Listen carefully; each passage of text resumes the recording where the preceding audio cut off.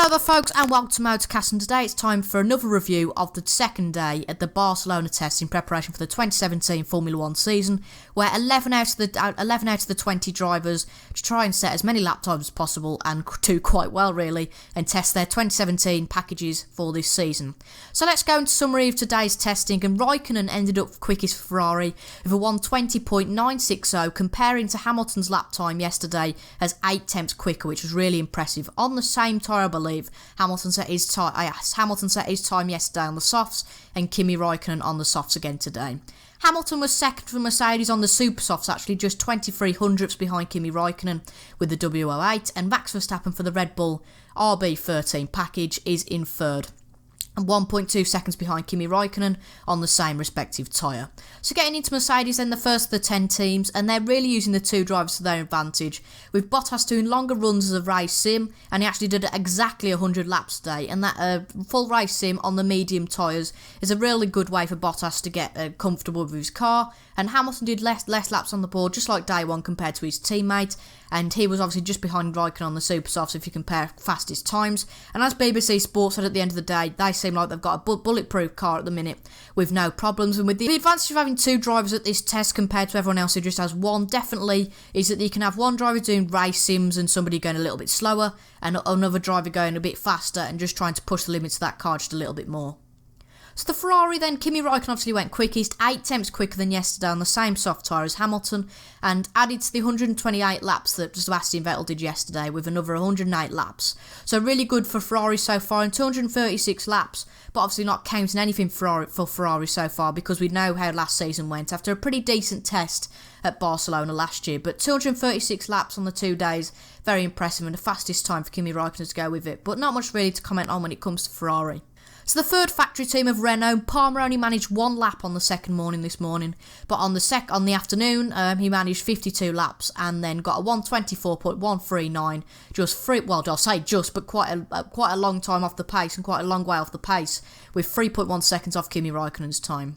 Red Bull were also quite uneventful really, definitely more running than yesterday obviously for Max Verstappen after he did 39 more laps than Daniel Ricciardo yesterday. Obviously Daniel Ricciardo's car broke down yesterday, but a pretty stable run, and I believe Ben Edwards said that actually he was the only one in turn 9 to be going flat out, so that really shows how much Verstappen is already on day 2 pushing the car. But apart from that, really uneventful for Red Bull, and it seems that they've ironed out a few problems, but until the next few days I doubt we can see whether they've really ironed out that problem. In terms of Force India then, Ocon actually stopped on track bringing out red flags this morning, but managed in the end to do 86 laps and managed 5th, just behind the Haas of Kevin Magnussen, which was pretty decent to be fair for him. And his teammate Perez was in the car yesterday and he beat his time by 1.2 seconds. But Ocon doing a lot more laps, 47 more laps today, definitely a good build on, a stable build on yesterday. In terms of Williams then, it was quite a bizarre one because Lance Stroll, the Canadian, made his debut for the team but only ended up 11th out of the 11 drivers today, and he only completed 6 laps, but then he had an innocuous, which kind of means a harmless spin, that's how Rob Spedley described it. But after damage from this spin, it forced the team to end their programme at lunchtime, but luckily Massa did do in excess of 100 laps yesterday, so it's still in quite good stead, and Stroll in the 12 laps he did managed a 1:26, which is 5 seconds off the pace of Kimi Raikkonen, but not a great day for Stroll considering it's his debut in the car, but if he can do some decent laps when he's next in the car, I'm sure nobody will worry about his ability. McLaren then were forced to change engines today and still running into issues. Okay, Van Dorn did 11 more laps than Alonso, but was slower than Alonso overall. And really, most of these laps, some of the laps were only really 2 lap stints, and then he was coming back into the pits. But definitely a car, unlike the Mercedes, certainly not a bulletproof car at the minute. But hopefully they can iron out these issues pretty much really quickly, because the MCL 32 even needs to get up there, because McLaren have had 2 really poor seasons, and after a tenth and actually after 2 tenths in the 2 days of testing, okay, you can say that fuel loads might affect that. It certainly doesn't look great for the Woking team at the moment. Daniel Kvyat built on Carlos Sainz's solid start to the test yesterday and actually finished 6th compared to Sainz's 8th and set a lap 1.5 seconds quicker than his teammate, and the Russian did 68 laps today, and that was pretty solid following on from Sainz's 51 laps yesterday. Kevin Magnussen then for Haas, a really solid and impressive time, the only team to stick with the same driver for the second day, apart from obviously Mercedes who have kept both of the drivers in the car, and another impressive time by Kevin Magnussen which left him 4th, the same as yesterday, and he went another 6 tenths quicker on the super soft tyre and managed 118 laps, the most of anybody, and he went 6 tenths quicker than day one on the quicker super soft tyre, which is really good for Kevin Magnussen so far, but the Haas team look decent so far, and their progress definitely hasn't been halted so far. And lastly then, Sauber, unfortunately, issues with the power unit. Giovinazzi obviously in place of Pascal Wehrlein for this test, but they did complete 65 laps after that power unit problem in the morning,